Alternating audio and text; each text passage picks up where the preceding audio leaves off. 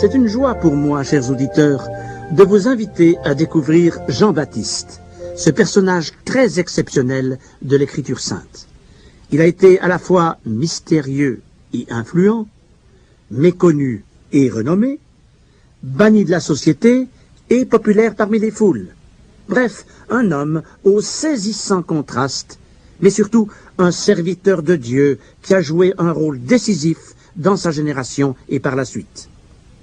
Après Daniel, Jérémie, Ézéchiel, et aussi Habacuc, Sophonie, Agé et Malachie, les prophètes d'Israël s'étaient tus.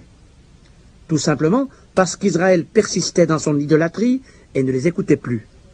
Or, ce silence de Dieu allait se prolonger pendant 4 siècles, au point de devenir intolérable au peuple hébreu. Je me souviens que lorsque nous étions enfants et que nous avions fait quelques bêtises, mon père marquait sa désapprobation en gardant le silence. Ah, nous aurions préféré être punis, et il nous tardait de demander pardon pour que la relation se rétablisse. Or Israël ne supportait pas non plus que Dieu ait cessé de lui parler. Mais, au lieu de s'humilier, il s'est donné alors des prophètes de son choix, s'imaginant ainsi entendre tout de même la voix de Dieu. Les 4 siècles précédant l'ère chrétienne ont vu naître des institutions religieuses traditionnelles qui se sont profondément implantées. Les prophètes ont été remplacés par les scribes, les sadducéens, les docteurs de la loi, les pharisiens, et ce sont leurs chefs qui ont fini par crucifier le Messie. Malachie, le dernier des prophètes de l'Ancien Testament, avait annoncé, autour de l'an 420 avant Jésus-Christ, la venue du précurseur du Messie, un messager qui devait préparer le chemin devant lui. Cet événement était si important que Malachie y est revenu à la fin de son livre, dans ce qui constitue la conclusion de tout l'Ancien Testament. C'est Dieu qui parle. Je vous enverrai Élie le prophète avant que le jour de l'Éternel arrive. Il ramènera le cœur des pères à leurs enfants et le cœur des enfants à leurs pères, de peur que je ne vienne frapper le pays d'interdit. Malachie chapitre 4, versets 5 à 6. Cette déclaration a donc débouché sur les 4 siècles de silence de Dieu. Et soudain, alors que l'immense majorité des Israélites n'y pensent plus, les derniers mots de l'Ancien Testament trouvent écho dans les premiers du Nouveau Testament. Non pas les premiers mots sur le plan littéraire, si l'on considère la forme actuelle du Nouveau Testament, qui pour nous s'ouvre avec l'Évangile selon Matthieu, mais les premiers mots sur le plan chronologique, ce qui nous amène au début de l'Évangile selon Luc, où je vous invite à ouvrir votre Bible. Zacharie et Élisabeth, ce couple que nous présente Luc 1, 5, sont de ceux qui refusent le statu quo du formalisme religieux. Comme Siméon, Anne et d'autres, ils attendent la délivrance de Jérusalem. Face à l'impiété générale, Zacharie et Élisabeth se tiennent près de Dieu. Tous deux étaient justes devant Dieu, observant d'une manière irréprochable tous les commandements et toutes les ordonnances du Seigneur. Verset 6. Une piété à laquelle leur douloureuse épreuve les a probablement amenés. Ah, chers amis, aujourd'hui encore, l'épreuve ne sert-elle pas souvent de catalyseur pour revigorer la vie spirituelle? Zacharie et sa femme auraient tant désiré avoir un enfant, mais Élisabeth est stérile. Or pour eux, le miracle va se produire, l'impossible deviendra possible, et le fils qu'ils n'espéraient plus naîtra.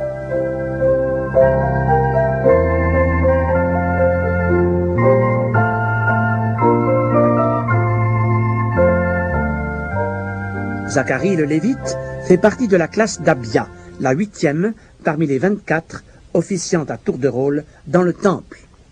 Mais les prêtres sont si nombreux, ils étaient déjà 24 000 au temps de David, qu'ils n'ont peut-être même pas tous l'occasion d'offrir une fois dans leur vie le parfum sur l'autel d'or dans le sanctuaire. C'est donc un événement d'importance pour Zacharie lorsque le sort le désigne à cette fonction. Et Dieu choisit l'instant où Zacharie présente le parfum pour interrompre ce long silence du ciel, un ange lui apparaît et lui annonce la très prochaine naissance d'un fils, et cela dans les termes mêmes de la prophétie de Malachie. Il marchera devant Dieu avec l'esprit et la puissance d'Élie pour ramener les cœurs des pères vers les enfants et les rebelles à la sagesse des justes, afin de préparer au Seigneur un peuple bien disposé. Luc 1, 17. Pour Zacharie, la nouvelle est si bouleversante qu'il réagit à l'annonce de l'ange et est frappé de mutisme en raison de son incrédulité. Aussi, à sa sortie du temple, les nombreux Israélites qui l'attendent découvrent que quelque chose d'inhabituel et de divin vient de se produire. Une impression confirmée par la suite lorsqu'on apprend qu'un bébé va naître dans ce foyer de vieux parents. Et toute la région en parlera lorsqu'à la naissance de son fils, Zacharie retrouvera l'usage de la parole aussi soudainement qu'il l'avait perdu. Chacun s'interroge alors. Que sera donc cet enfant? Luc 1, 66. Son père Zacharie exprime lui le premier sa conviction à son sujet, verset 76. Et toi, petit enfant, tu seras appelé prophète du Très-Haut, car tu marcheras devant la face du Seigneur pour préparer ses voies. Devant la face du Seigneur, c'est-à-dire devant le Fils de Dieu. Oui, Jean-Baptiste a marché devant Jésus-Christ pour préparer ses voies. Il a été le messager du Seigneur dont Malachie avait parlé. Mais pas un messager à la manière des diplomates, des nonces apostoliques ou des ambassadeurs d'aujourd'hui. Personne n'a étendu de tapis rouge devant lui. Tout au contraire, Jean-Baptiste a choisi les solitudes désertiques pour cathédrale. Exactement ce qu'Ésaïe le prophète avait annoncé 6 siècles plus tôt. Une voix crie « Préparez au désert le chemin de l'Éternel, aplanissez dans les lieux arides une route pour notre Dieu. » Ésaïe chapitre 40, verset 3, voire Marc chapitre 1er, versets 2 et 3. Jean-Baptiste se référera à cette parole lorsqu'une délégation de sacrificateurs de Jérusalem viendra l'interroger au désert pour lui demander « Toi, qui es-tu? Es-tu Élie? Es-tu le prophète? Qui es-tu? » Afin que nous donnions une réponse à ceux qui nous ont envoyés. Que dis-tu de toi-même? Et Jean leur a répondu, « Moi, je suis la voix de celui qui crie dans le désert, aplanissez le chemin du Seigneur, comme a dit Ésaïe le prophète. » Évangile selon Jean, chapitre 1er, versets 19 à 23.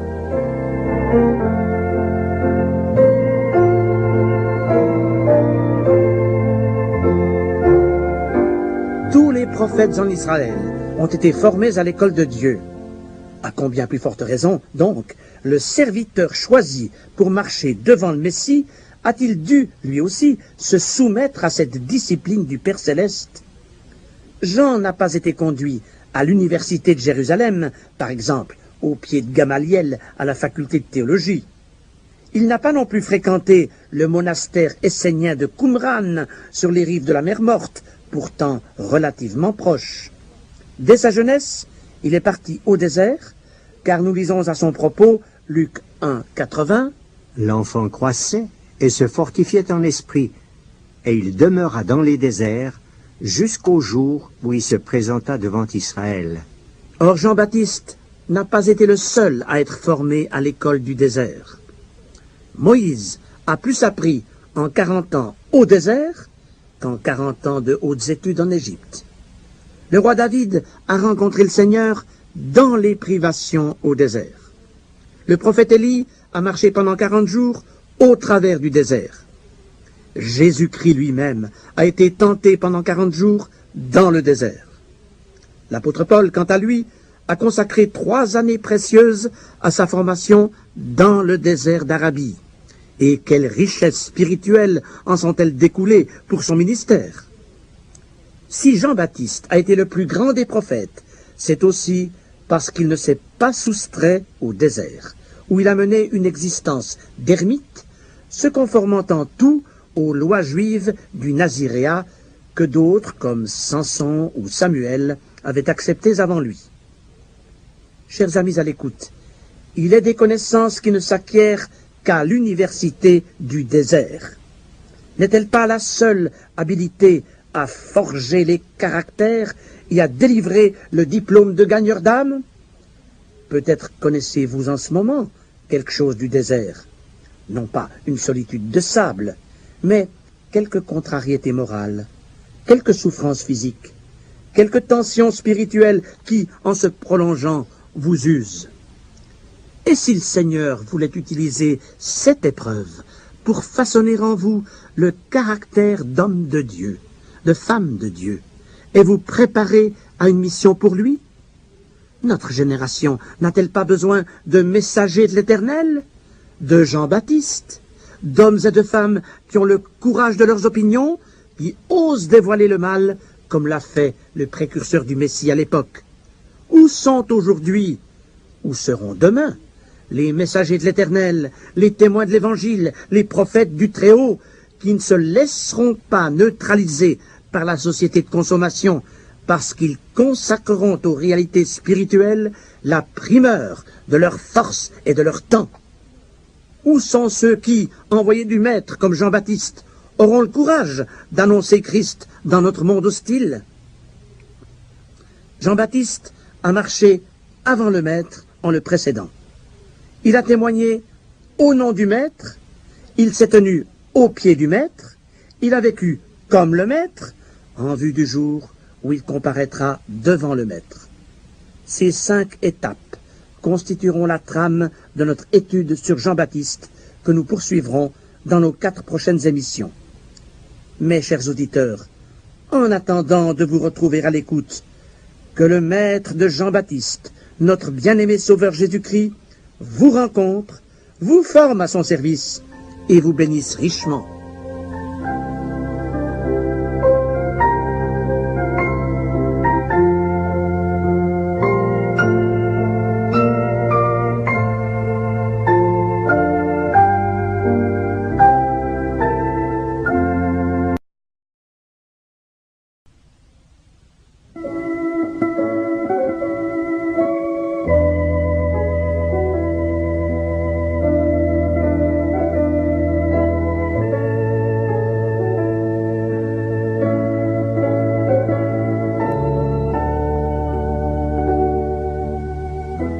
Très heureux de vous retrouver sur les ondes, chers auditeurs, pour à nouveau évoquer devant vous Jean-Baptiste, le précurseur du Seigneur Jésus.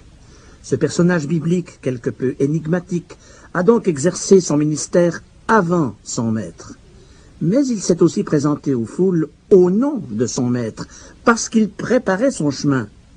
En entendant Jean-Baptiste, les foules de Palestine étaient préparées pour écouter un jour la voix du maître, de Jésus-Christ lui-même. Car Jean venait de sa part, et il s'exprimait déjà du reste dans les termes que le Maître emploiera quelques années après lui, car tous deux ont proclamé aux foules « Repentez-vous, car le royaume des cieux est proche. » Évangile selon Matthieu, chapitre 3, verset 2, et chapitre 4, verset 17. « Repentez-vous. Seuls des hommes d'envergure et des esprits courageux osent, alors comme aujourd'hui, prêcher la repentance. » Élie, le grand prophète du 8e siècle avant l'ère chrétienne, avait osé affronter seul la nation d'Israël par une exhortation à la repentance. « Jusqu'à quand clocherez-vous des deux côtés? Si l'Éternel est Dieu, allez après lui. Si c'est Baal, allez après lui. » Premier livre des Rois, chapitre 18, verset 21.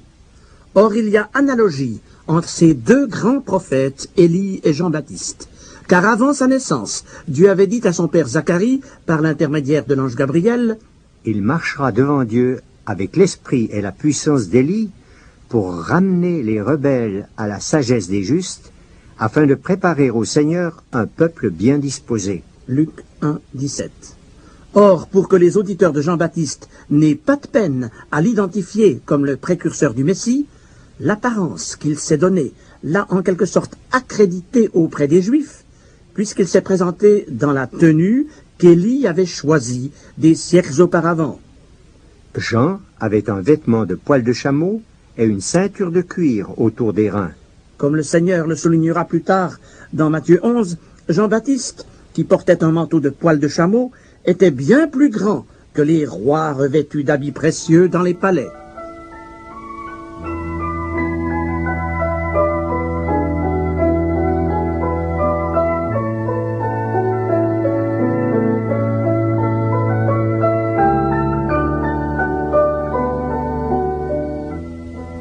Jean-Baptiste était une forte personnalité. Rien ne l'effrayait. Il dénonçait la violence et la débauche avec véhémence. Il plaidait la cause des humbles et reprenait vertement les orgueilleux.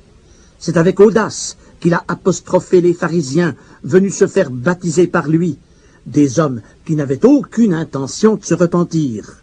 Espèce de vipère, qui vous a fait croire qu'en vous faisant baptiser, vous pourriez esquiver le jugement imminent de la colère de Dieu?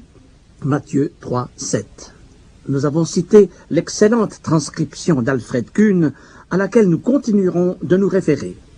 Jean s'adressait à toutes les catégories de la société. Si quelqu'un a 2 chemises, qu'il en donne une à celui qui n'en a pas. Si quelqu'un a de quoi manger, qu'il partage avec celui qui n'a rien.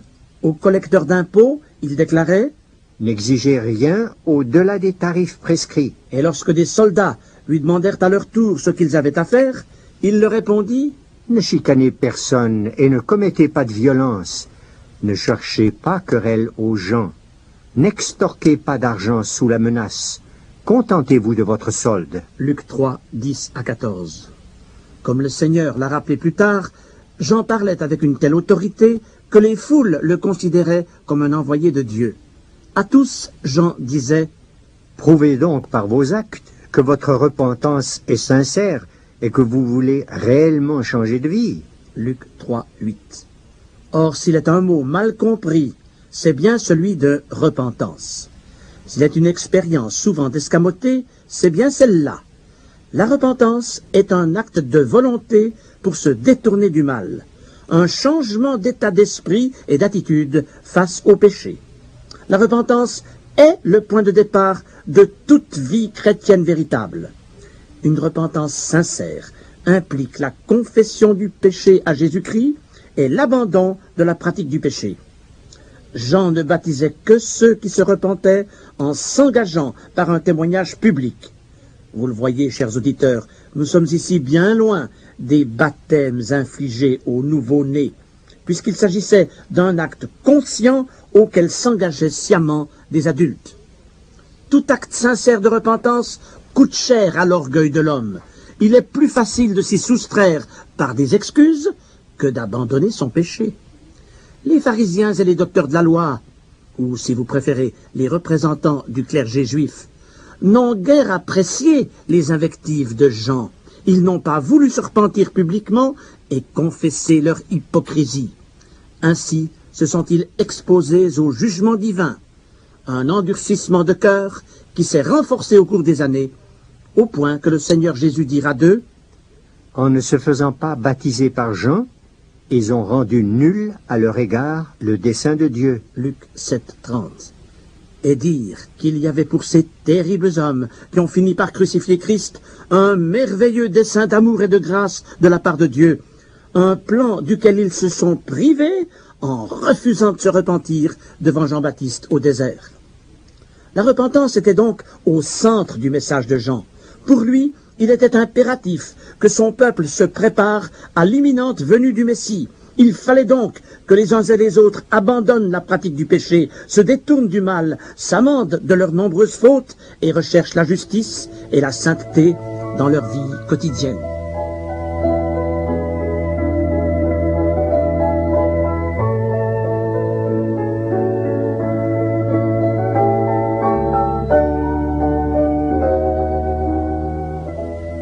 Cependant, le message de Jean-Baptiste allait bien au-delà d'un sermon moralisateur ou d'une véhémente invective contre les coupables encourant les foudres du jugement. Il était pénétré d'espérance, puisque tous ses discours se focalisaient sur la personne du Messie qui allait bientôt se manifester.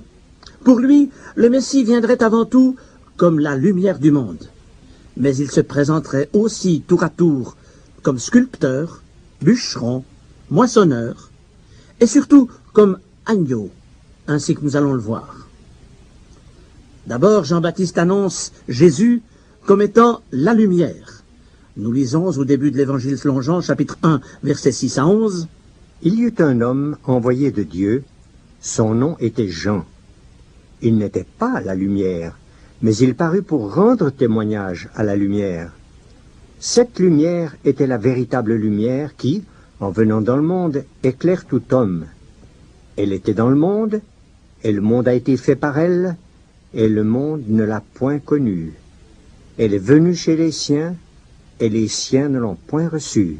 Jean a donc annoncé au monde l'imminente venue de celui qui est la lumière du monde, celui dont la présence veut illuminer nos esprits et nos vies, parce qu'il veut mettre sa clarté au sein de toutes nos obscurités.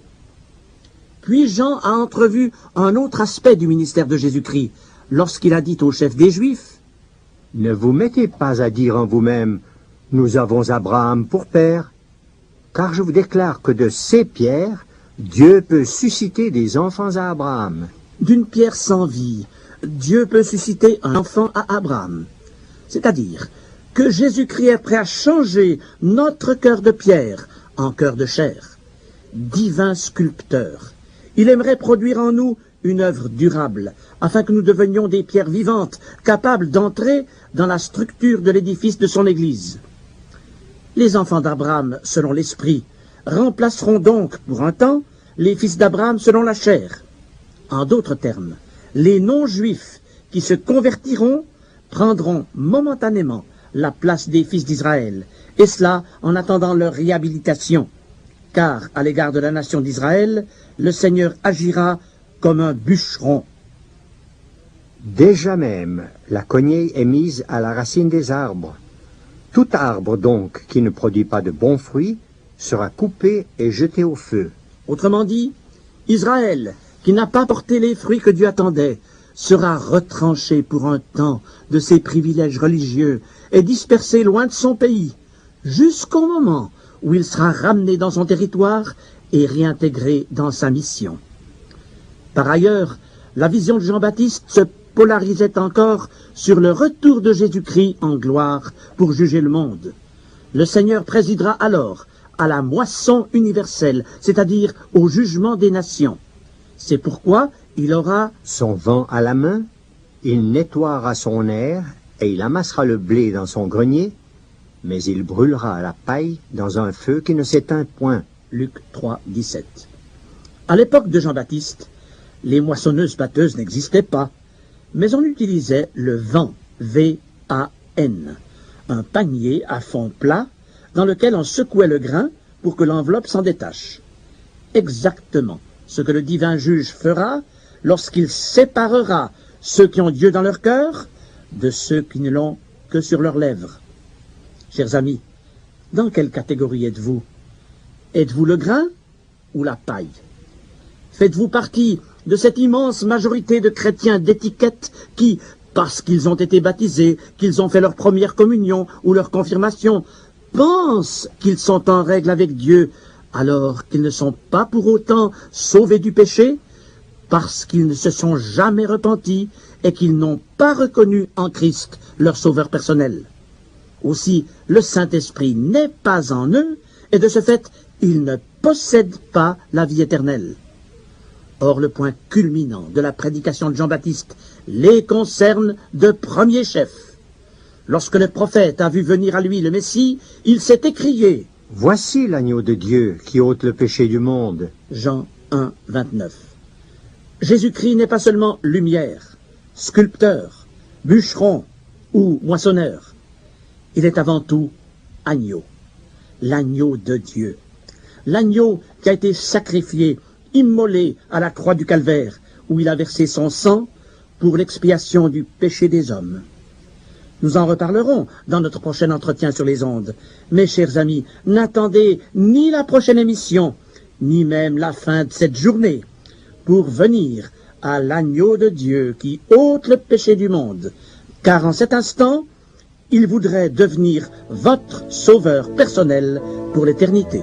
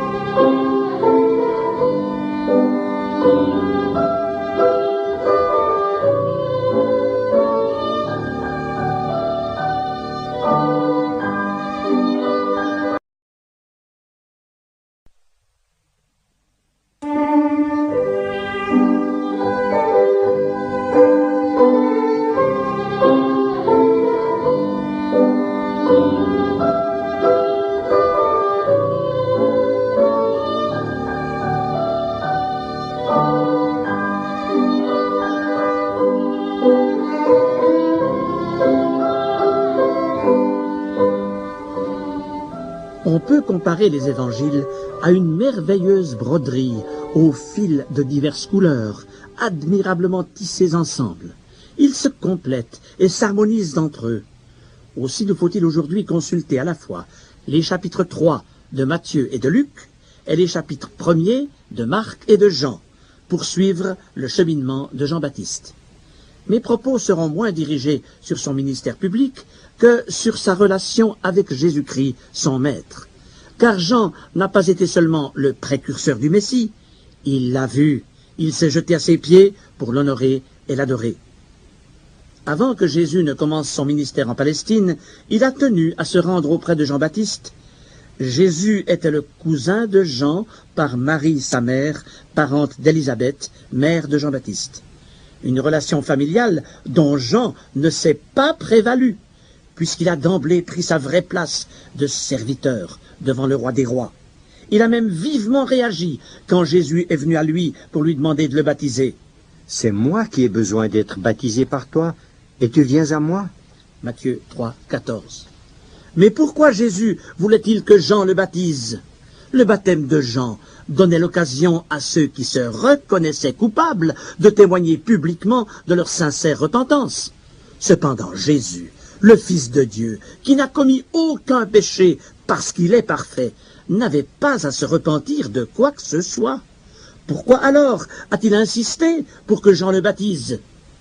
Jésus tenait à ce baptême pour montrer à quel point il s'identifiait aux foules qu'il était venu sauver.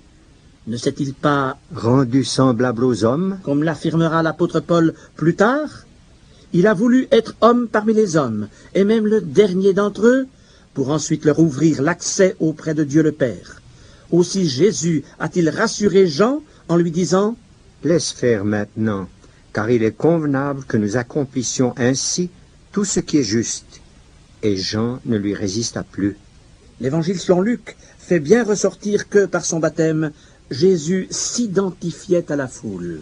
Tout le peuple se faisant baptiser, Jésus fut aussi baptisé. Mais l'analogie s'arrête là. C'est alors que Dieu le Père a tenu à attester publiquement la divinité de son Fils et son amour envers lui. Pendant qu'il priait, le ciel s'ouvrit et le Saint-Esprit descendit sur lui sous une forme corporelle, comme une colombe. Et une voix fit entendre du ciel ces paroles, « Tu es mon Fils bien-aimé, en toi j'ai mis toute mon affection. » Puis, aussi soudainement qu'il est venu, Jésus se retire au désert, où il sera tenté par le diable, alors que Jean continue d'accueillir sur les rives du Jourdain les Juifs repentants. Mais désormais, il leur parle de Jésus. « Moi, je baptise d'eau, mais au milieu de vous, il y a quelqu'un que vous ne connaissez pas, qui vient après moi. Je ne suis pas digne de délier la courroie de ses souliers. J'ai vu l'Esprit descendre du ciel comme une colombe et s'arrêter sur lui. Je ne le connaissais pas, mais celui qui m'a envoyé baptiser d'eau m'a dit, « Celui sur qui tu verras l'Esprit descendre et s'arrêter, c'est lui qui baptise du Saint-Esprit. Et j'ai vu, et j'ai rendu témoignage qu'il est le Fils de Dieu. » Jean chapitre 1, versets 26 à 34. J'ai vu, je ne suis pas digne, c'est lui qui baptise du Saint-Esprit, il est le Fils de Dieu. Jean-Baptiste n'est pas seulement convaincu de l'origine divine de son cousin, il sait que Jésus va commencer incessamment son ministère, et désormais il ne veut qu'une position d'arrière-plan. Il désire que les foules se détournent de lui pour s'approcher de Jésus.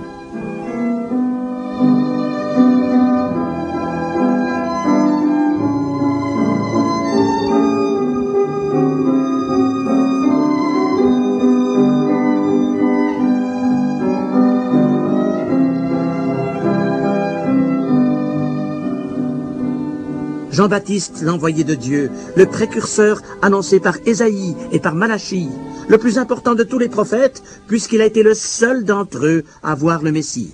Certes, Jean était grand aux yeux de Dieu. Jésus lui-même le confirmera plus tard. Je vous le dis en vérité, parmi ceux qui sont nés de femmes, il n'en a point paru de plus grand que Jean-Baptiste. Matthieu 11, 11. Mais maintenant Jean, le plus grand des prophètes, ne cherche qu'à rentrer dans le rang et à s'abaisser. La seule place qui lui convienne, c'est d'être au pied du Maître. Aux foules accourues au Jourdain, il déclare « Moi, je vous baptise d'eau pour vous amener à la repentance, mais celui qui vient après moi est plus puissant que moi, et je ne suis pas digne de porter ses souliers. Lui, il vous baptisera du Saint-Esprit et de feu. » Je ne suis pas digne de porter ses souliers, ou, comme nous le lisons dans les évangiles de Luc et de Jean, je ne suis pas digne de délier la courroie de ses souliers. Oh, combien l'extrême humilité de Jean l'élève à nos yeux. Jamais l'homme n'est si grand que lorsqu'il est par terre. Jean est par terre, au niveau des sandales de son maître. Et à ce propos, l'évangile de Marc, qui est l'évangile du service dépeignant Christ dans ses attributs de parfait serviteur, l'évangile selon Marc, donc, fait ressortir 3 mots prononcés par Jean-Baptiste qui ne se trouvent pas dans les autres évangiles. Je ne suis pas digne de délier, en me baissant, la courroie de ses souliers. Marc 1,7. En me baissant. Jean-Baptiste s'abaisse. Chers amis à l'écoute, j'ai tant de peine à me baisser. Ah, je ne parle pas ici de nos courbatures ou de notre éventuelle raideur rhumatismale. Reconnaissons-le, nous avons tous, jeunes et aînés, tant de peine à nous abaisser et à prendre notre vraie place, la seule qui nous convienne devant Dieu, au pied du Maître. Même dans l'Église du Seigneur, tant d'hommes et de femmes se prennent tellement au sérieux qu'ils regardent les autres de haut. Que dis-je? Que nous regardons notre prochain du haut de notre prétendue grandeur. En notre époque d'humanisme effronté, où l'homme se met à la place de Dieu, le chrétien se laisse trop souvent et parfois inconsciemment porter au pinacle de l'ambition par cet irrésistible courant ascendant que le Nouveau Testament appelle l'orgueil de la vie. Même dans l'Église, il est des fidèles, voire des conducteurs spirituels prêts à se battre entre eux pour sauvegarder leur position et leur fonction, ou encore arrêter l'office qu'ils convoitent. Mais le Saint-Esprit en est contristé, la gloire de Dieu en est ternie, car chaque fois que l'homme se met en avant, il assombrit l'image de marque de son Seigneur. Dans l'histoire de l'Église, aucun mouvement de réveil authentique ne s'est jamais produit sans qu'il soit précédé d'un profond sentiment d'indignité. À quand donc les prières d'humiliation et de repentir au sein du peuple de Dieu? Ah, il est plus facile de maintenir devant les hommes une vie de piété et un zèle religieux que de dire, comme Jean-Baptiste, « Je ne suis pas digne. » Accepterons-nous enfin de nous abaisser comme Jean-Baptiste et de devenir à la fois petits à nos yeux et les derniers devant ceux qui nous entourent?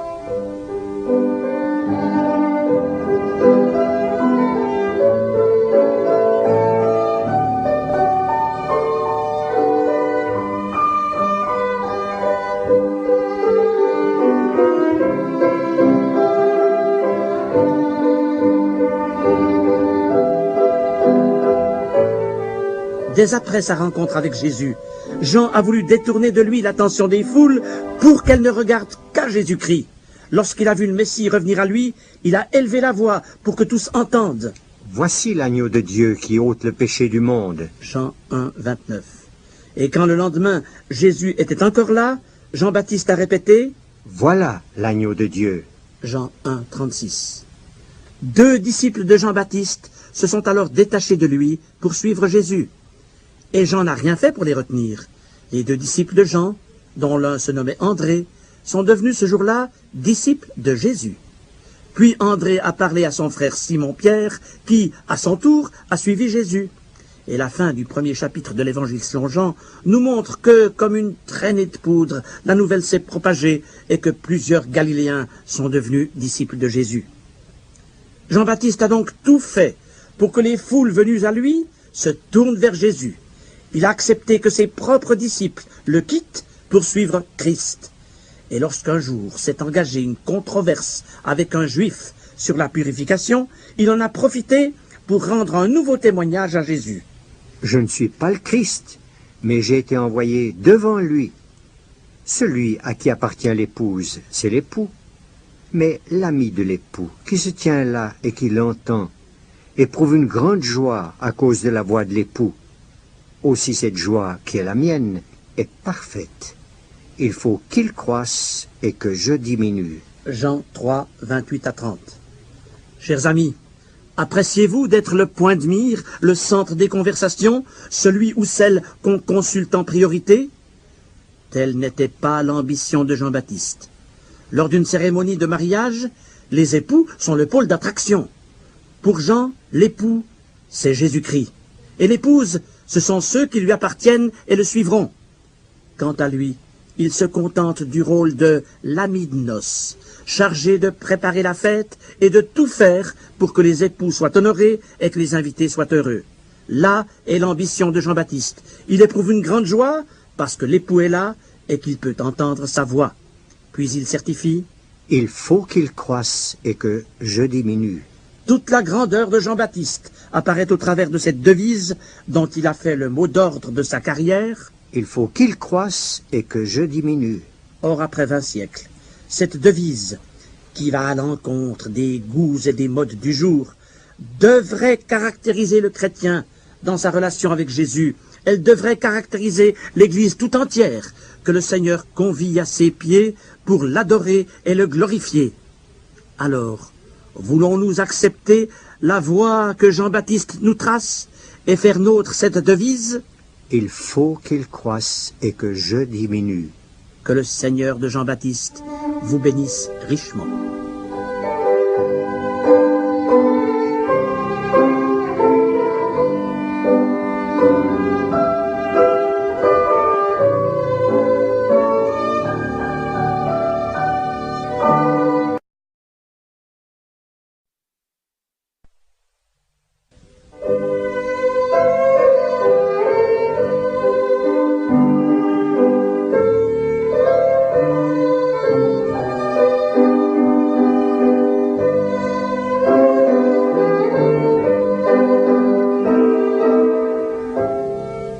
Chers auditeurs, la semaine dernière, nous avons vu comment Jean-Baptiste a été suscité pour préparer le chemin de son maître Jésus-Christ.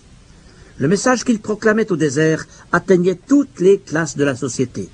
Et c'est ainsi qu'il pénétra même dans le palais d'Hérode Antipas, ce roi fourbe et vil qui vivait dans l'adultère, et à qui Jean-Baptiste a dit, Marc 6, 18, « Il ne t'est pas permis d'avoir la femme de ton frère. » Ah, il fallait du courage à Jean pour exhorter le roi de changer de vie. Mais comment les foules auraient-elles trouvé son message crédible s'il n'avait convié que les pauvres à la repentance en ménageant les riches et les grands de ce monde? Or, Hérode ne voulait surtout pas changer de conduite. Aussi a-t-il ajouté à ses mauvaises actions celle d'enfermer Jean dans la forteresse de Macaïrus, appelée aujourd'hui l'Hérodion.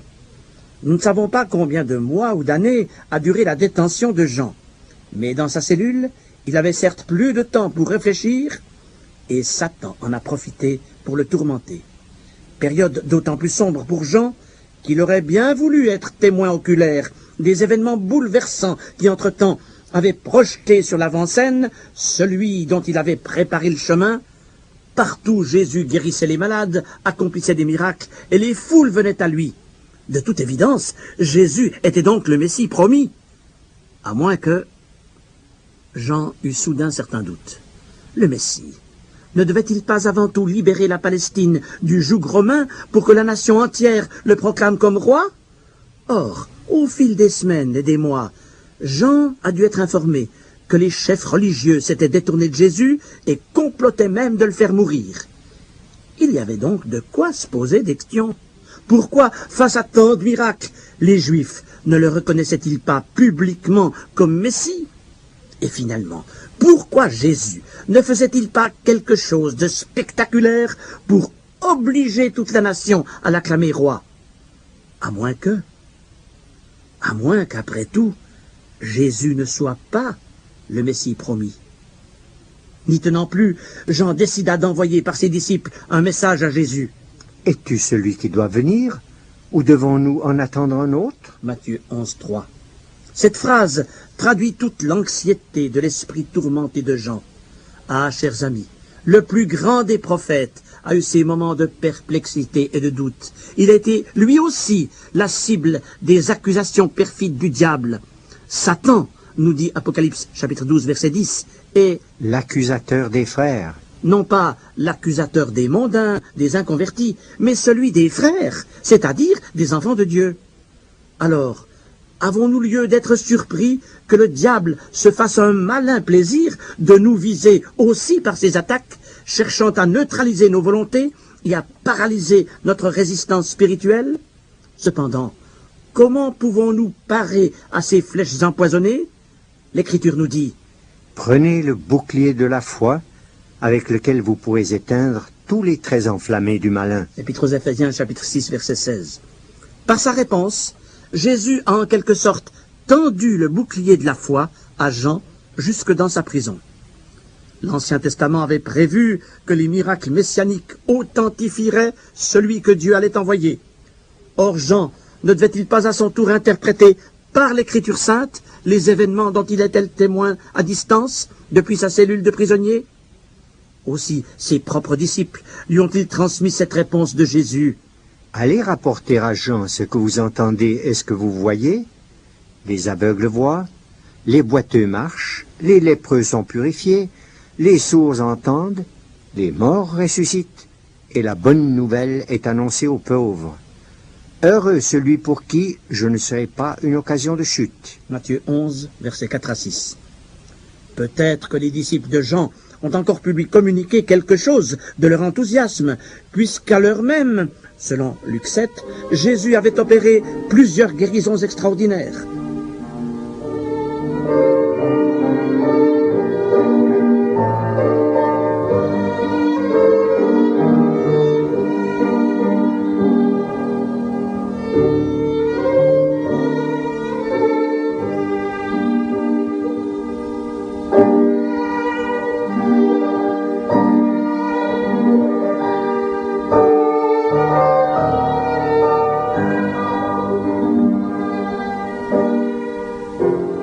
Chers amis, le plus sûr moyen de délivrance face aux doutes et aux accusations qui nous tourmentent est de réaffirmer, même à l'heure du plus sombre découragement, notre confiance absolue dans le texte intangible et immuable de la parole divine.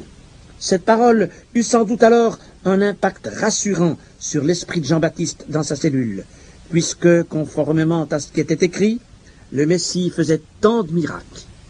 Dès lors, Jean a pu poursuivre son ministère dans la même constance et avec la même fidélité qu'avant son emprisonnement.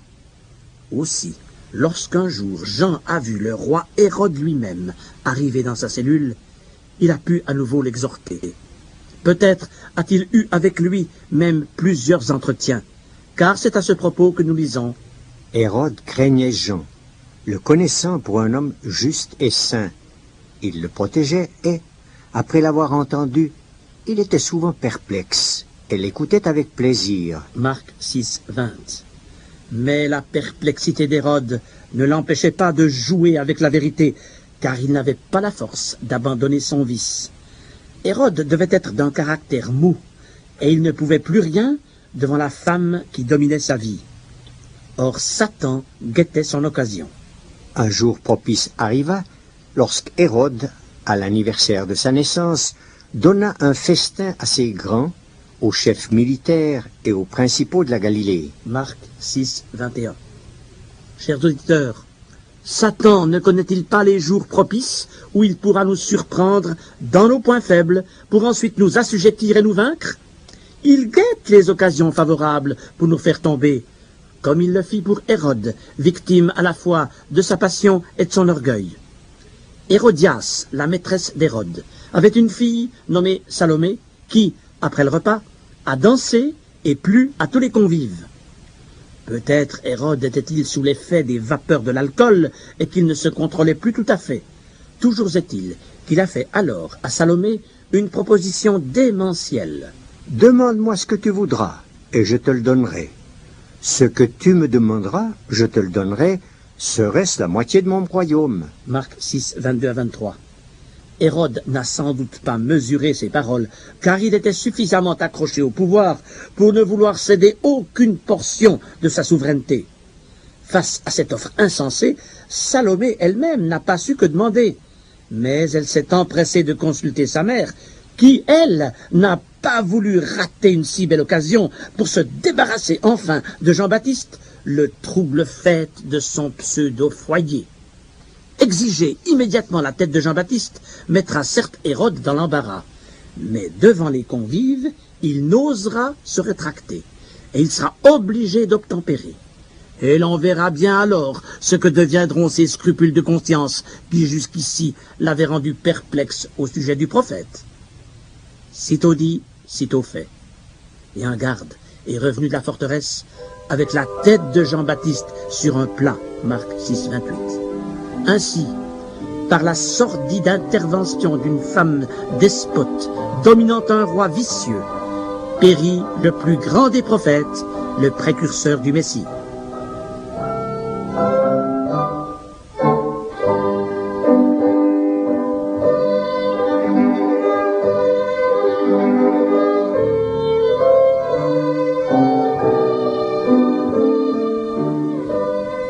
Cependant, Jean-Baptiste mort, son souvenir n'a cessé de hanter la conscience du roi Hérode. Le roi Hérode entendit parler de Jésus, dont le nom était devenu célèbre, et il dit « Jean-Baptiste est ressuscité des morts, et c'est pour cela qu'il se fait par lui des miracles. » Marc 6, 14. Une hantise qui sans doute s'est accrue au fil des années. Et le jour vint où, alors que la Pâque des Juifs était célébrée en grande pompe à Jérusalem, Jésus a été arrêté sur l'ordre des autorités religieuses pour être amené devant Pilate, le gouverneur romain. Pilate, ayant appris que Jésus était de la juridiction d'Hérode, s'empressa alors de le lui renvoyer. Lorsqu'Hérode vit Jésus, il en eut une grande joie, car depuis longtemps il désirait le voir à cause de ce qu'il avait entendu dire de lui, et il espérait qu'il le verrait faire quelques miracles. Il lui adressa beaucoup de questions, mais Jésus ne lui répondit rien. Hérode, avec ses gardes, le traita avec mépris. Luc 23, 8 à 11. Pourquoi Jésus n'a-t-il rien répondu à Hérode?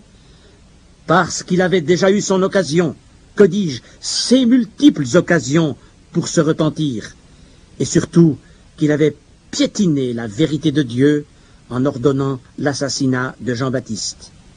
Fait infiniment solennel, Hérode s'était ainsi exclu de toute possibilité de repentance et d'accès à la vie éternelle. Et il en sera de même, hélas, pour d'innombrables âmes qui découvriront un jour, trop tard, qu'il aurait fallu se décider pour Dieu au moment opportun. C'est pourquoi permettez-nous d'insister auprès de vous, chers auditeurs, en vous suppliant, avec l'auteur de l'Épître aux Hébreux, chapitre 4, verset 7, « Aujourd'hui, si vous entendez sa voix, n'endurcissez pas vos cœurs. » Bien que nous consacrerons encore une émission à Jean-Baptiste, constatons-le d'emblée, Jean a été un serviteur digne de son divin maître. Comme Jésus-Christ, il a été rejeté. Il a été l'objet d'un vil complot. Il a été arrêté par les hommes, il a connu les tourments, il a souffert, il a été frappé injustement, il a connu une mort brutale. Mais comme son maître, il a été victorieux au travers de sa faiblesse.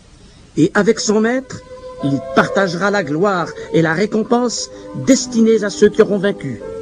Alors, chers amis, êtes-vous d'accord de suivre les traces de Jean-Baptiste, qui sont celles de Jésus-Christ? Êtes-vous prêts à souffrir avec Jésus-Christ pour qu'un jour vous ayez part à son règne? N'oublions pas la promesse. Si nous persévérons, nous régnerons aussi avec lui. Deuxième épître à Timothée, chapitre 2, verset 12. Que le Seigneur vous bénisse.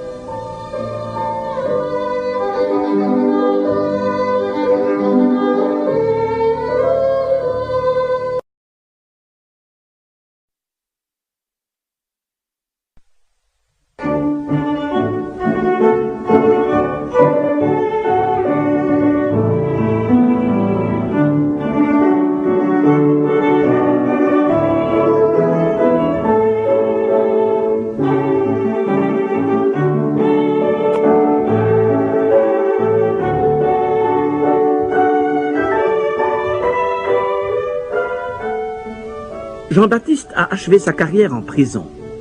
Devant les hommes, il avait paru comme un messager annonçant les foudres du jugement de Dieu, mais aussi comme un témoin éphémère, sitôt disparu, sitôt oublié. Cependant, Jean, qu'était-il aux yeux de Jésus-Christ, son divin maître? Il nous faut bien consacrer une émission à ce grand sujet, car à plusieurs reprises, le Seigneur a parlé de Jean-Baptiste, soit avant, soit après sa mort. D'abord, lorsque Jean était en prison et qu'il a adressé un message à Jésus. Après le départ des envoyés de Jean, Jésus a demandé à ceux qui l'entouraient: « Qu'êtes-vous allé voir au désert? Un roseau agité par le vent? Mais qu'êtes-vous allé voir? Un homme vêtu d'habits précieux? Voici ceux qui portent des habits précieux sont dans les maisons des rois. Qu'êtes-vous donc allé voir? Un prophète? Oui, vous dis-je, et plus qu'un prophète. » Peut-être certains considéraient-ils Jean-Baptiste comme un étrange visionnaire. Mais pour le Seigneur, il était le plus grand des prophètes. Aussi a-t-il ajouté: « C'est celui dont il est écrit: Voici, j'envoie mon messager devant ta face pour préparer ton chemin devant toi.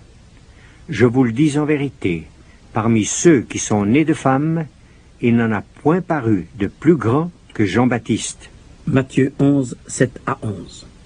Jean était donc grand aux yeux du Seigneur.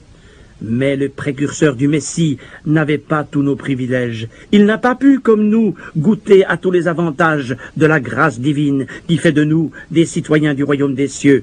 C'est pourquoi le Seigneur a ajouté, au sujet de Jean: « Cependant, le plus petit dans le royaume des cieux est plus grand que lui. » Comment se fait-il que vous soyez, que nous soyons, en notre qualité de citoyens du royaume des cieux, plus grands que le plus grand des prophètes?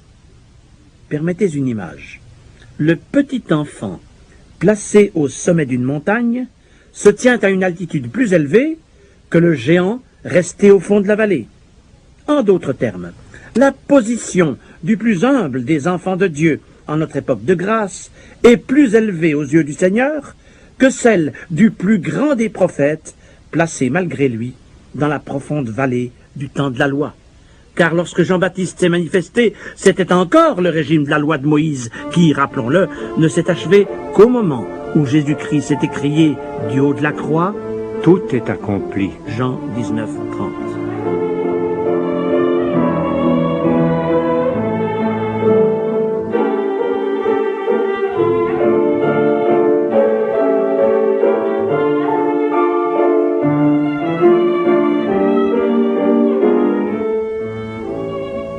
Passons plus loin. Un jour, les disciples se sont approchés de Jésus pour lui demander: « Pourquoi donc les scribes disent-ils qu'Élie doit venir premièrement ?» Matthieu 17, 10. Il faut rappeler ici que l'Ancien Testament s'achève sur l'annonce du retour du prophète Élie sur terre avant que le Messie ne revienne ici-bas pour juger le monde. Une perspective que le Seigneur a lui-même confirmée dans ce même passage en déclarant: « Il est vrai qu'Élie doit venir et rétablir toutes choses. » Verset 11. Mais Jésus s'est saisi de l'interrogation de ses disciples quant au retour d'Élie pour montrer le lien qu'il y a entre Élie et Jean-Baptiste. Selon ce qui était prévu de Jean avant sa naissance, Luc 1, 17, il devait venir avec l'esprit et la puissance d'Élie. Jean n'a-t-il pas tranché les camps en Israël comme Élie le fit en son temps au mont Carmel? Vous vous souvenez peut-être de sa proclamation: « Jusqu'à quand clocherez-vous des deux côtés? Si l'Éternel est Dieu, allez après lui. Si c'est Baal, allez après lui. » Or, à l'instar de celle d'Élie, la prédication de Jean-Baptiste a aussi placé le peuple d'Israël devant une décision: ou bien se repentir, ou bien se détourner de Dieu. Comme Élie, Jean a dénoncé le péché. Et comme Élie, Jean a été approuvé de Dieu. Le feu de Dieu qui était descendu sur le sacrifice offert par Élie au mont Carmel est également descendu dans la vie de Jean pour faire de lui un brandon communiquant la flamme du message divin aux foules. Cependant, Jean a été rejeté, maltraité, incarcéré. C'est ce que le Seigneur rappelle en quelques mots dans ce passage de Matthieu 17. « Élie est déjà venu. Ils ne l'ont pas reconnu et ils l'ont traité comme ils ont voulu. » Verset 12. Aussi n'est-ce pas étonnant que nous lisions ensuite: Les disciples comprirent alors qu'il leur parlait de Jean-Baptiste.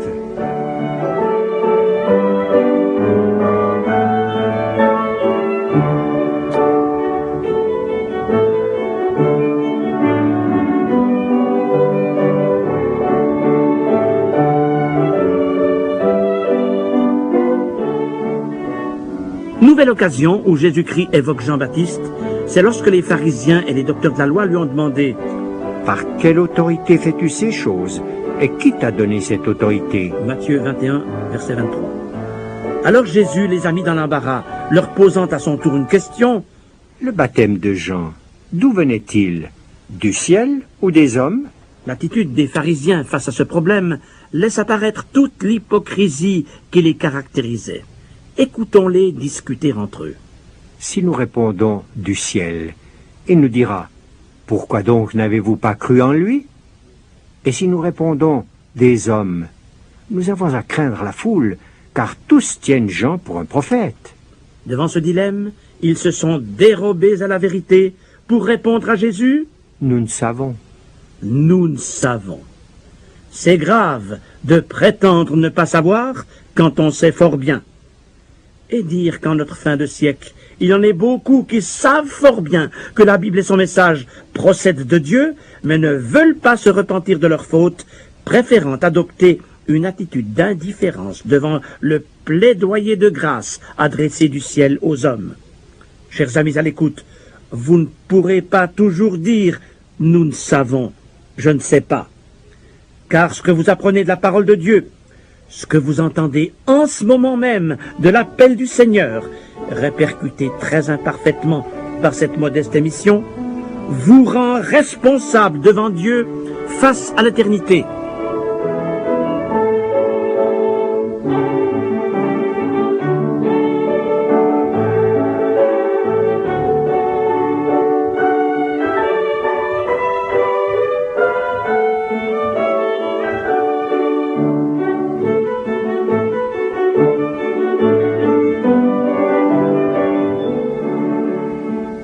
Permettez-moi de m'arrêter encore à un dernier témoignage rendu par Jésus au sujet de Jean-Baptiste, et cela sans doute comme un hommage posthume.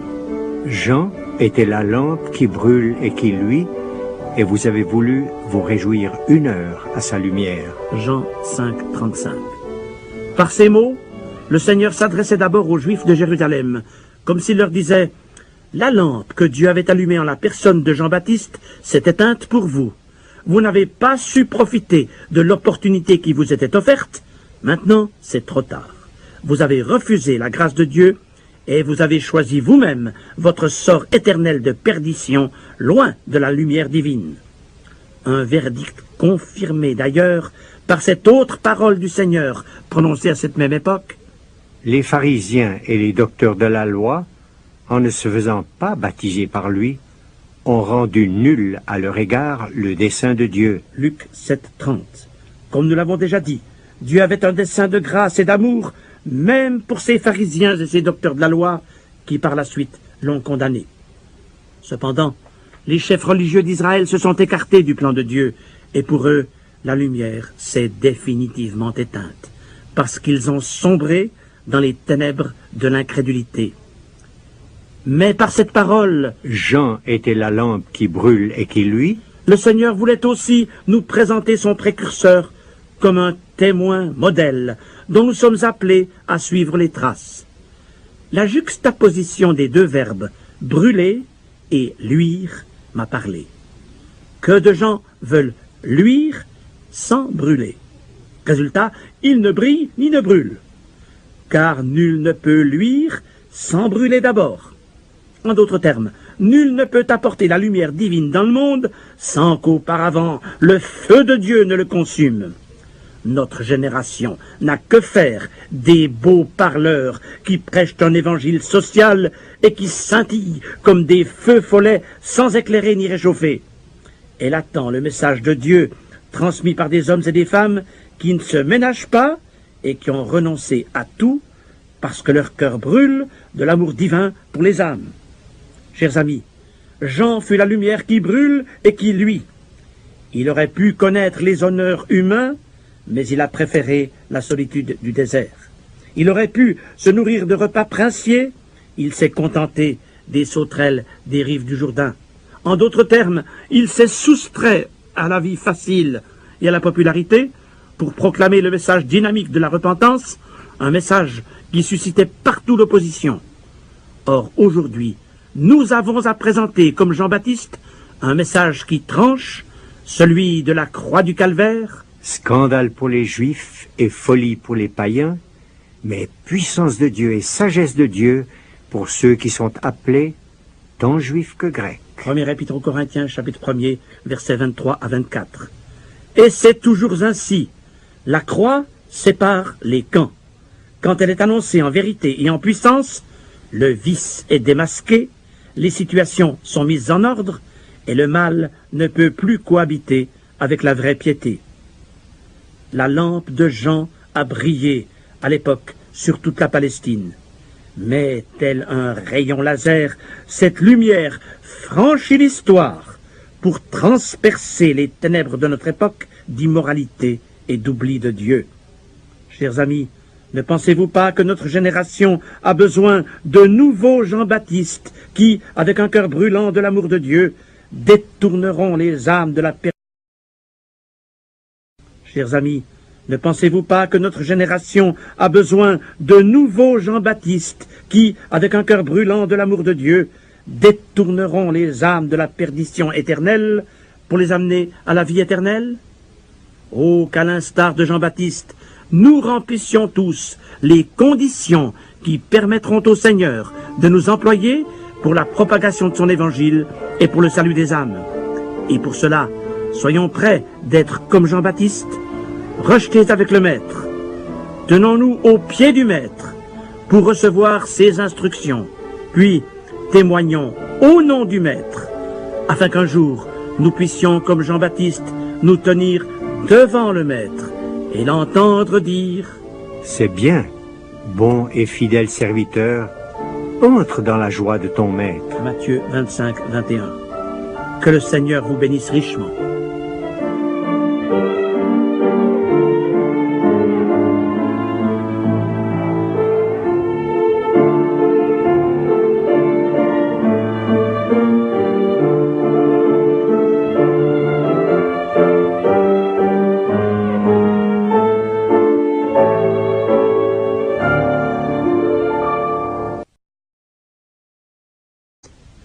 Pour Zacharie, la nouvelle est si bouleversante qu'il réagit à l'annonce de l'ange et est frappé de mutisme en raison de son incrédulité.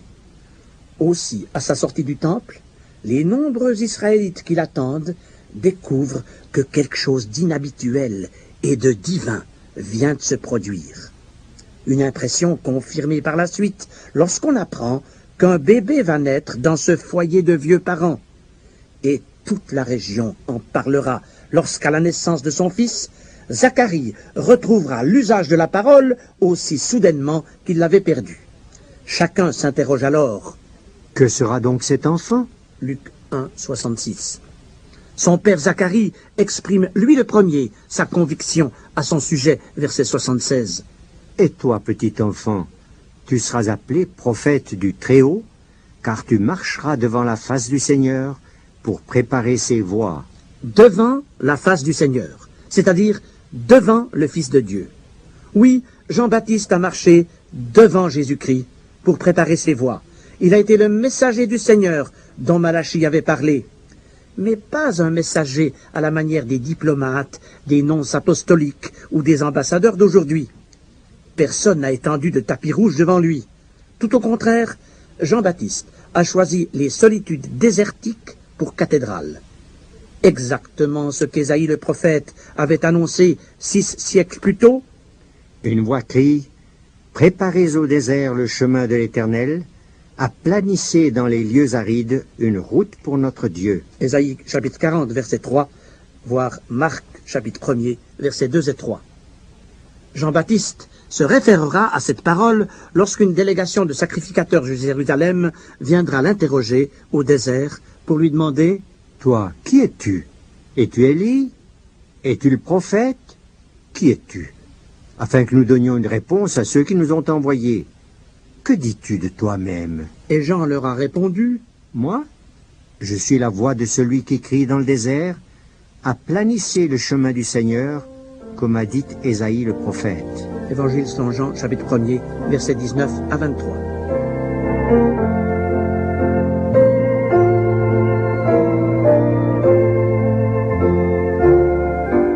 Tous les prophètes en Israël ont été formés à l'école de Dieu. À combien plus forte raison, donc, le serviteur choisi pour marcher devant le Messie a-t-il dû, lui aussi, se soumettre à cette discipline du Père céleste? Jean n'a pas été conduit à l'université de Jérusalem, par exemple, au pied de Gamaliel, à la faculté de théologie. Il n'a pas non plus fréquenté le monastère essénien de Qumran, sur les rives de la mer Morte, pourtant relativement proche. Dès sa jeunesse, il est parti au désert, car nous lisons à son propos Luc 1, 80. L'enfant croissait et se fortifiait en esprit, et il demeura dans les déserts jusqu'au jour où il se présenta devant Israël. Or Jean-Baptiste n'a pas été le seul à être formé à l'école du désert. Moïse a plus appris en 40 ans au désert qu'en 40 ans de hautes études en Égypte. Le roi David a rencontré le Seigneur dans les privations au désert.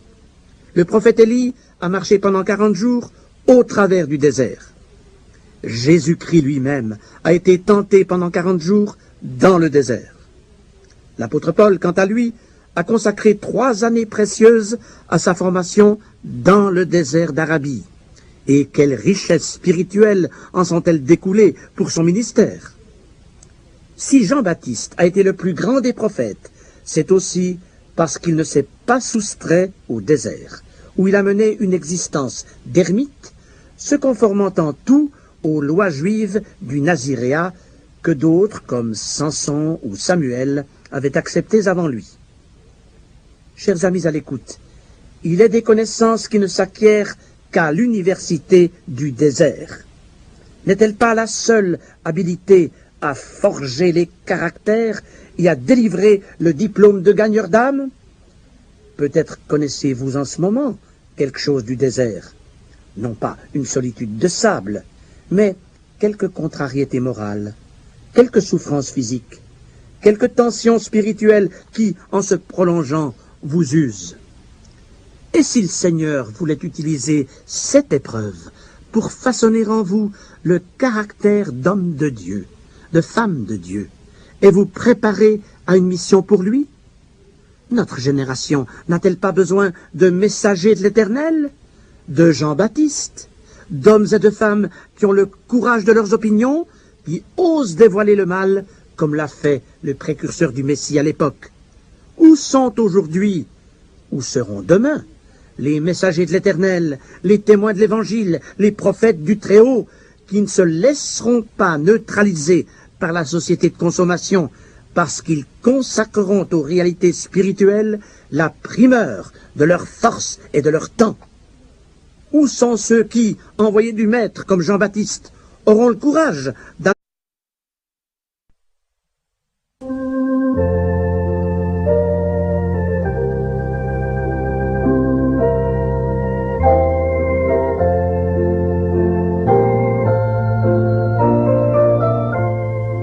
C'est une joie pour moi, chers auditeurs, de vous inviter à découvrir Jean-Baptiste, ce personnage très exceptionnel de l'Écriture sainte.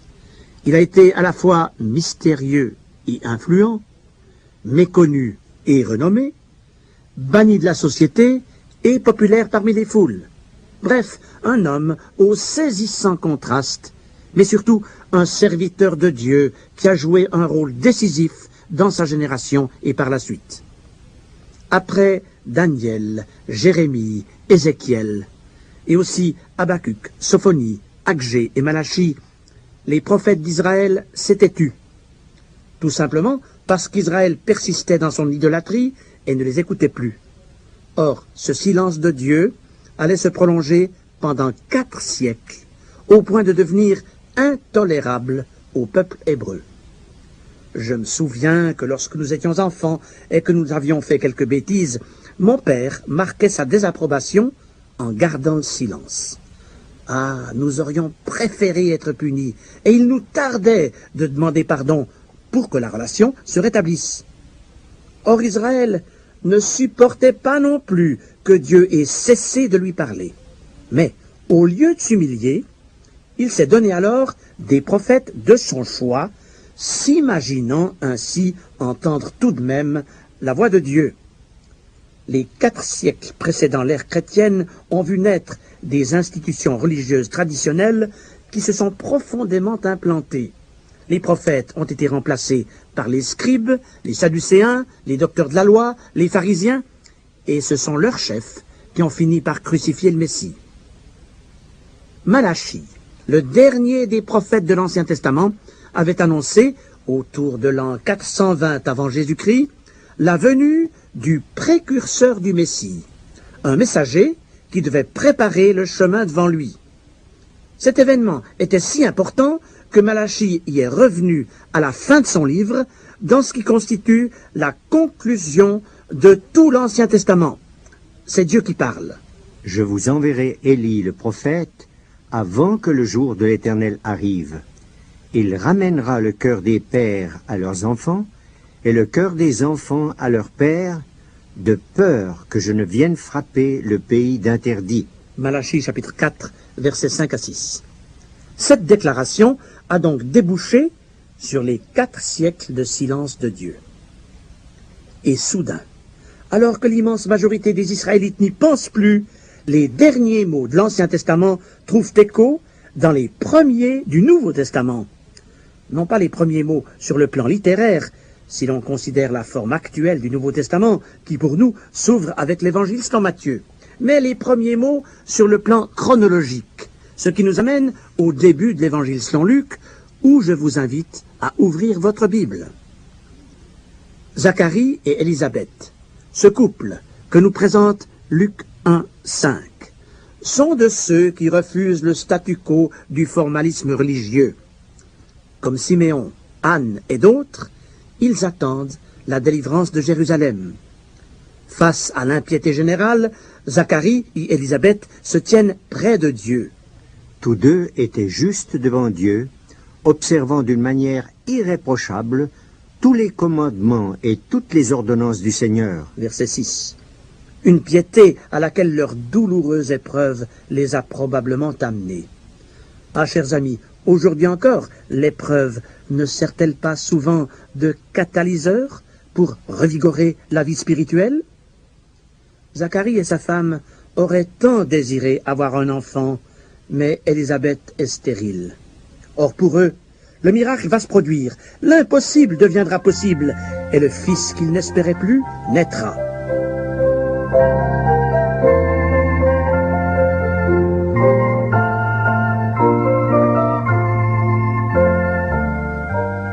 Zacharie le Lévite fait partie de la classe d'Abia, la 8e parmi les 24 officiant à tour de rôle dans le temple. Mais les prêtres sont si nombreux, ils étaient déjà 24 000 au temps de David, qu'ils n'ont peut-être même pas tous l'occasion d'offrir une fois dans leur vie le parfum sur l'autel d'or dans le sanctuaire. C'est donc un événement d'importance pour Zacharie lorsque le sort le désigne à cette fonction. Et Dieu choisit l'instant où Zacharie présente le parfum pour interrompre ce long silence du ciel. Un ange lui apparaît et lui annonce la très prochaine naissance d'un fils, et cela dans les termes mêmes de la prophétie de Malachie. Il marchera devant Dieu avec l'esprit et la puissance d'Élie pour ramener les cœurs des pères vers les enfants et les rebelles à la sagesse des justes, afin de préparer au Seigneur un peuple bien disposé. Luc 1, 17. Mais on utilisait le vent, V-A-N, un panier à fond plat dans lequel on secouait le grain pour que l'enveloppe s'en détache. Exactement ce que le divin juge fera lorsqu'il séparera ceux qui ont Dieu dans leur cœur de ceux qui ne l'ont que sur leurs lèvres. Chers amis, dans quelle catégorie êtes-vous? Êtes-vous le grain ou la paille? Faites-vous partie de cette immense majorité de chrétiens d'étiquette qui, parce qu'ils ont été baptisés, qu'ils ont fait leur première communion ou leur confirmation, pensent qu'ils sont en règle avec Dieu, alors qu'ils ne sont pas pour autant sauvés du péché, parce qu'ils ne se sont jamais repentis et qu'ils n'ont pas reconnu en Christ leur sauveur personnel. Aussi, le Saint-Esprit n'est pas en eux, et de ce fait, ils ne possèdent pas la vie éternelle. Or, le point culminant de la prédication de Jean-Baptiste les concerne de premier chef. Lorsque le prophète a vu venir à lui le Messie, il s'est écrié « Voici l'agneau de Dieu qui ôte le péché du monde. » Jean 1, 29. Jésus-Christ n'est pas seulement lumière, sculpteur, bûcheron ou moissonneur. Il est avant tout agneau, l'agneau de Dieu. L'agneau qui a été sacrifié, immolé à la croix du Calvaire, où il a versé son sang pour l'expiation du péché des hommes. Nous en reparlerons dans notre prochain entretien sur les ondes. Mes chers amis, n'attendez ni la prochaine émission, ni même la fin de cette journée, pour venir à l'agneau de Dieu qui ôte le péché du monde, car en cet instant, il voudrait devenir votre sauveur personnel pour l'éternité.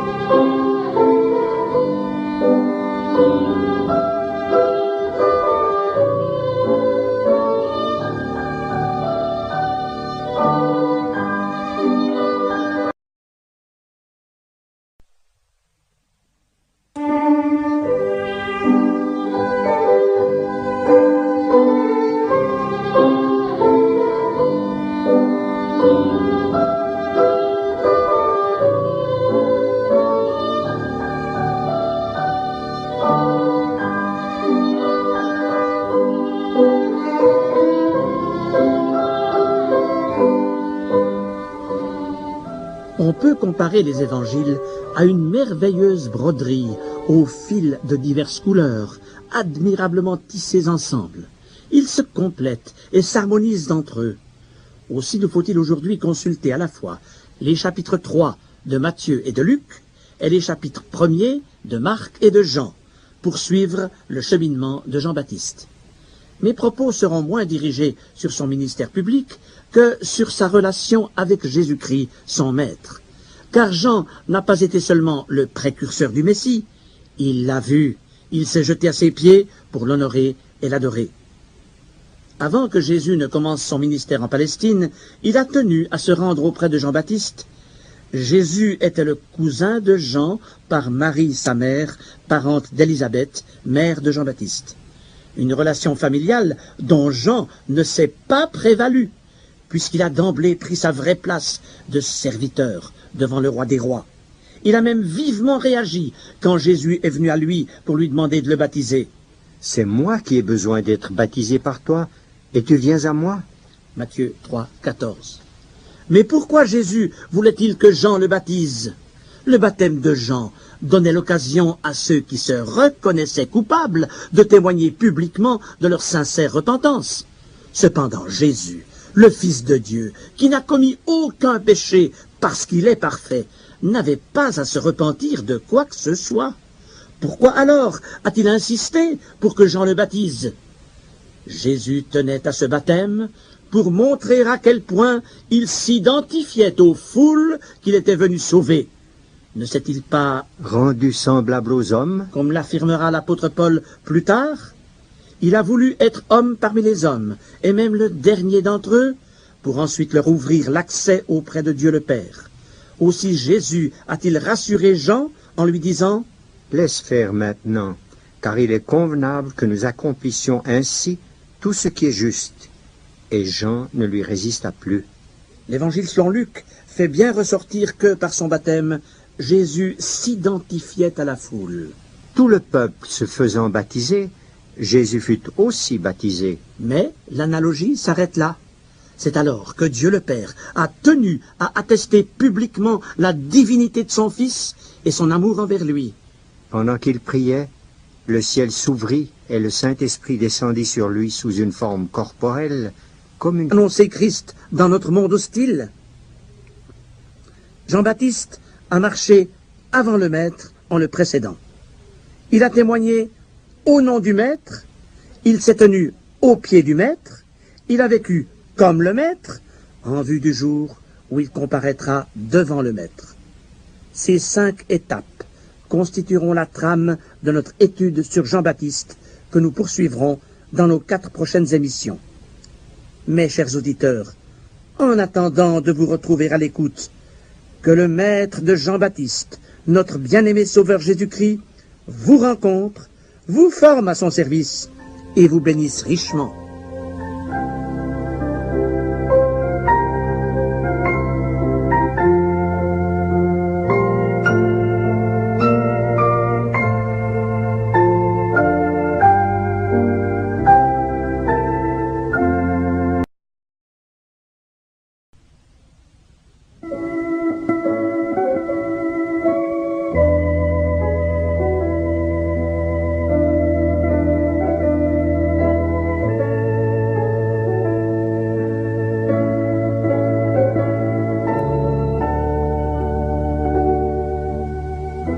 Très heureux de vous retrouver sur les ondes, chers auditeurs, pour à nouveau évoquer devant vous Jean-Baptiste, le précurseur du Seigneur Jésus.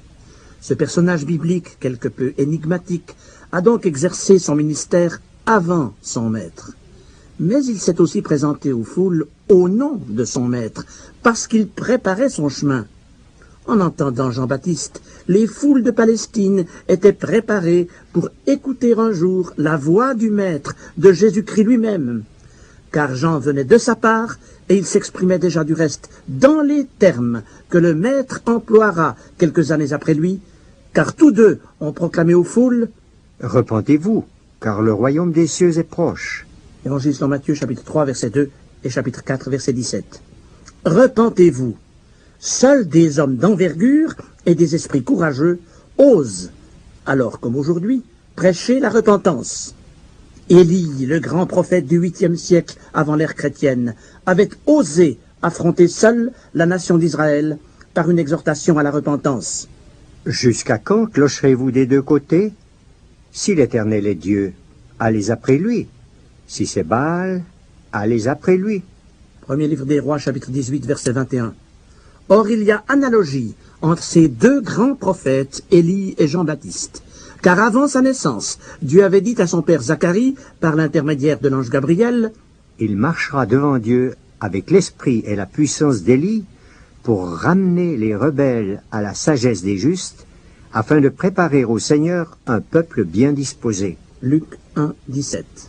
Or, pour que les auditeurs de Jean-Baptiste n'aient pas de peine à l'identifier comme le précurseur du Messie, l'apparence qu'il s'est donnée l'a en quelque sorte accrédité auprès des Juifs, puisqu'il s'est présenté dans la tenue qu'Élie avait choisie des siècles auparavant. Jean avait un vêtement de poil de chameau et une ceinture de cuir autour des reins. Comme le Seigneur le soulignera plus tard dans Matthieu 11, Jean-Baptiste, qui portait un manteau de poil de chameau, était bien plus grand que les rois revêtus d'habits précieux dans les palais.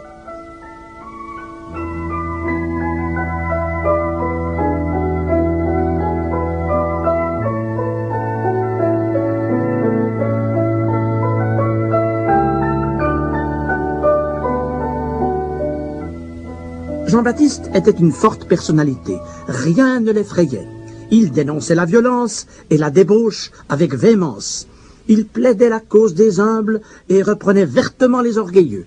C'est avec audace qu'il a apostrophé les pharisiens venus se faire baptiser par lui, des hommes qui n'avaient aucune intention de se repentir. « Espèce de vipère, qui vous a fait croire qu'en vous faisant baptiser, vous pourriez esquiver le jugement imminent de la colère de Dieu ?» Matthieu 3, 7. Nous avons cité l'excellente transcription d'Alfred Kuhn, à laquelle nous continuerons de nous référer. Jean s'adressait à toutes les catégories de la société. Si quelqu'un a 2 chemises, qu'il en donne une à celui qui n'en a pas. Si quelqu'un a de quoi manger, qu'il partage avec celui qui n'a rien. Au collecteur d'impôts, il déclarait: N'exigez rien au-delà des tarifs prescrits. Et lorsque des soldats lui demandèrent à leur tour ce qu'ils avaient à faire, il leur répondit: Ne chicanez personne et ne commettez pas de violence. Ne cherchez pas querelle aux gens. N'extorquez pas d'argent sous la menace. Contentez-vous de votre solde. Luc 3, 10 à 14. Comme le Seigneur l'a rappelé plus tard, Jean parlait avec une telle autorité que les foules le considéraient comme un envoyé de Dieu. À tous, Jean disait: Prouvez donc par vos actes que votre repentance est sincère et que vous voulez réellement changer de vie. Luc 3, 8. Or, s'il est un mot mal compris, c'est bien celui de repentance. S'il est une expérience souvent escamotée, c'est bien celle-là. La repentance est un acte de volonté pour se détourner du mal, un changement d'état d'esprit et d'attitude face au péché. La repentance est le point de départ de toute vie chrétienne véritable. Une repentance sincère implique la confession du péché à Jésus-Christ et l'abandon de la pratique du péché. Jean ne baptisait que ceux qui se repentaient en s'engageant par un témoignage public. Vous le voyez, chers auditeurs, nous sommes ici bien loin des baptêmes infligés aux nouveau-nés, puisqu'il s'agissait d'un acte conscient auquel s'engageaient sciemment des adultes. Tout acte sincère de repentance coûte cher à l'orgueil de l'homme. Il est plus facile de s'y soustraire par des excuses que d'abandonner son péché. Les pharisiens et les docteurs de la loi, ou si vous préférez, les représentants du clergé juif, n'ont guère apprécié les invectives de Jean. Ils n'ont pas voulu se repentir publiquement et confesser leur hypocrisie. Ainsi se sont-ils exposés au jugement divin, un endurcissement de cœur qui s'est renforcé au cours des années, au point que le Seigneur Jésus dira d'eux: En ne se faisant pas baptiser par Jean, ils ont rendu nul à leur égard le dessein de Dieu. Luc 7, 30. Et dire qu'il y avait pour ces terribles hommes qui ont fini par crucifier Christ un merveilleux dessein d'amour et de grâce de la part de Dieu, un plan duquel ils se sont privés en refusant de se repentir devant Jean-Baptiste au désert. La repentance était donc au centre du message de Jean. Pour lui, il était impératif que son peuple se prépare à l'imminente venue du Messie. Il fallait donc que les uns et les autres abandonnent la pratique du péché, se détournent du mal, s'amendent de leurs nombreuses fautes et recherchent la justice et la sainteté dans leur vie quotidienne.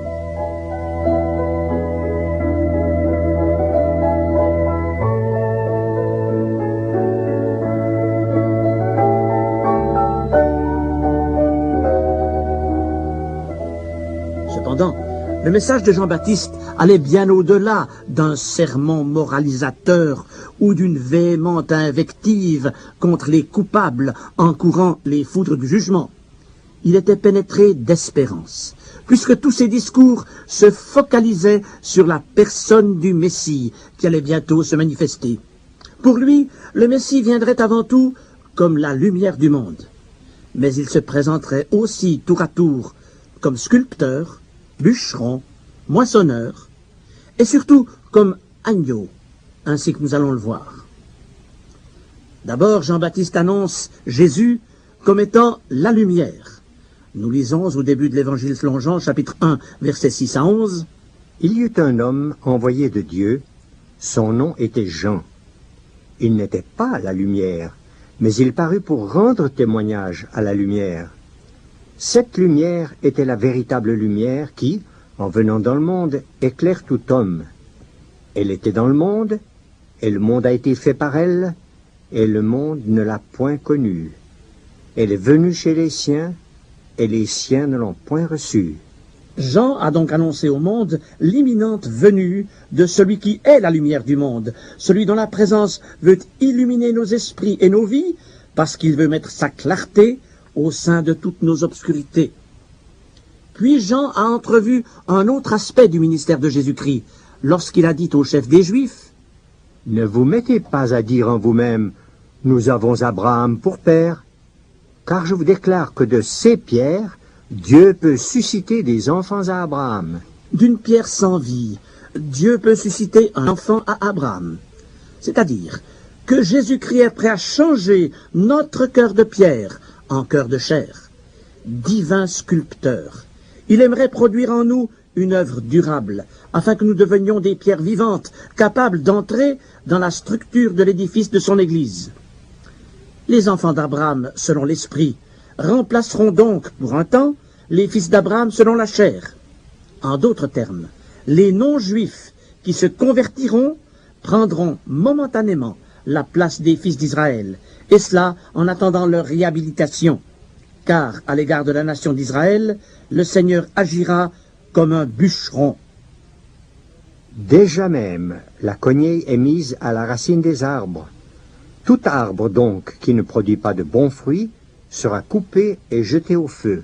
Autrement dit, Israël, qui n'a pas porté les fruits que Dieu attendait, sera retranché pour un temps de ses privilèges religieux et dispersé loin de son pays, jusqu'au moment où il sera ramené dans son territoire et réintégré dans sa mission. Par ailleurs, la vision de Jean-Baptiste se polarisait encore sur le retour de Jésus-Christ en gloire pour juger le monde. Le Seigneur présidera alors à la moisson universelle, c'est-à-dire au jugement des nations. C'est pourquoi il aura son vent à la main, il nettoiera son aire et il amassera le blé dans son grenier, mais il brûlera la paille dans un feu qui ne s'éteint point. Luc 3, 17. À l'époque de Jean-Baptiste, les moissonneuses-batteuses n'existaient pas.